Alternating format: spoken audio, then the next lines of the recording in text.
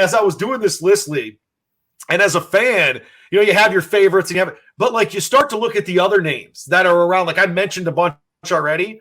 Like those guys would be top 10 on so many other lists of other college football programs. It just shows how much depth and how much talent, how much NFL talent was across the board from the 80s, 90s, and beyond. Sean Taylor, I have at number 7. You mentioned it. God rest his soul, left us way too early.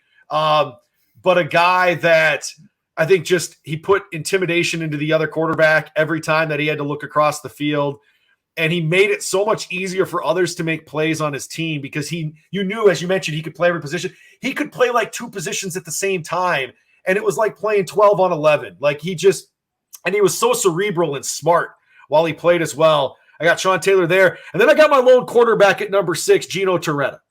Now, what do you think of me having Gino above all those other quarterbacks? I don't think Gino, he didn't even make my top 20. What? Heisman Trophy winner? He had a great year. He had so much talent around him. I mean, he had Williams, who played for the Cowboys. He had Lamar Thomas, trying to think of the third receiver. He came up big in those moments. Uh-huh. But there's a reason, in my opinion, why he was drafted in the 12th round.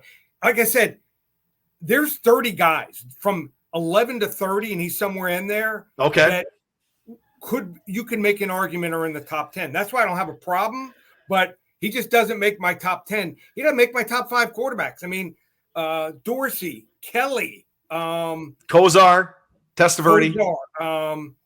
I mean, the list goes on and on. I mean, I even think Craig Erickson was a better talent.